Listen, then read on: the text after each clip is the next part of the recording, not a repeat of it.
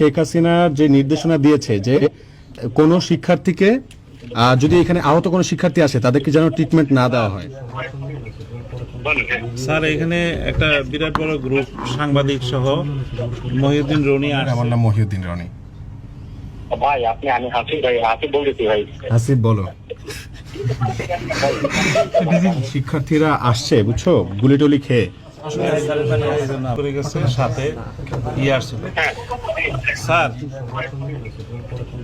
Sir এখানে একটা বিরাট বড় গ্রুপ সাংবাদিক সহ মহিউদ্দিন রনি আসছে, আচ্ছা বিভিন্ন ধরনের কথা বলতেছে, বিভিন্ন ইলিগেশনের কথা বলতেছে। আপনি বলছিলেন এরকম কেউ আসলে আপনাকে ফোন দিতে, ওনারা আমাকে অনেক কিছু বলতেছে। স্যার আপনি একটু কথা বলেন ওনার সাথে, মহিউদ্দিন সাহেবের সাথে একটু কথা বলেন। ফলে এখানে চিকিৎসা হয় নাই, এটা সেটা অনেক কিছু বলতেছে। কিন্তু আমি তো স্যার এই যেভাবে আমরা খাটাখাটি করে, আপনি নিজেও জানেন আমার কাছে উনি সাধারণ ছাত্র ওনার নাম হলো মহিউদ্দিন রনি। আপনি তো বলছিলেন স্যার আমাদের এখানে সমন্বয়কদের একজন আছেন, যিনি ওনার সঙ্গে কথা বলতে বলেন। হ্যাঁ নাম ফোনটা দেন ওনার। দেন ফোনটা আপনার সামনে আছে? হ্যাঁ আমার সামনে আছে, একটু কথা বলবেন। হ্যালো, আসসালামু আলাইকুম। ওয়ালাইকুম আসসালাম, কেমন আছেন? আলহামদুলিল্লাহ। কে বলেন তো? আচ্ছা, আমরা এখানে সাধারণ শিক্ষার্থী এসেছি ঢাকা বিশ্ববিদ্যালয়ের, ওনার ব্যাপারে কিছু অভিযোগ এসেছে। আমরা ওনাকে গিয়ে সরেজমিনে দেখাতে চেয়েছি যে আপনি আসেন।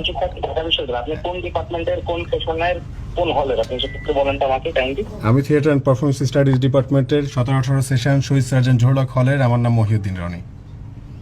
ভাই আমি হাসিব বলতেছি ভাই। হাসিব বলো।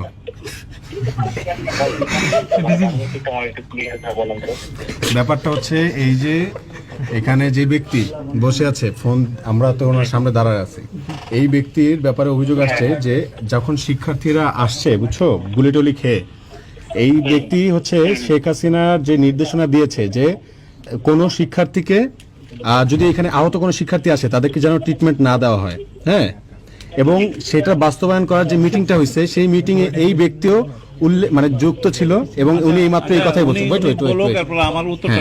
উনি বলছে সেই সিক্রেট মিটিং উনি ছিল এবং উনি বলছে যে শিক্ষার্থী ডাক্তারদের পক্ষ থেকে শেখ হাসিনার পক্ষে বিবৃতি দিয়ে একটা শান্তি মিছিল হয়েছে না, জানো কি না?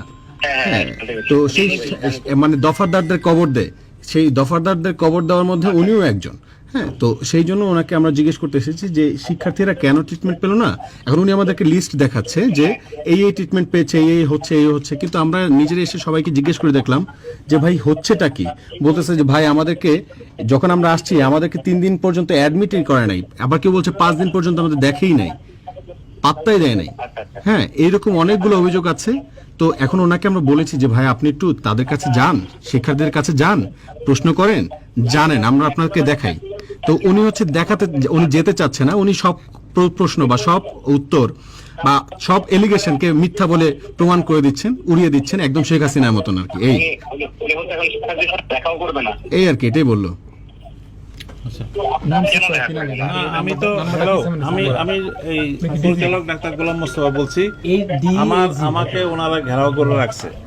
উনি যে ইলিগেশন গুলো দিছিলে একটা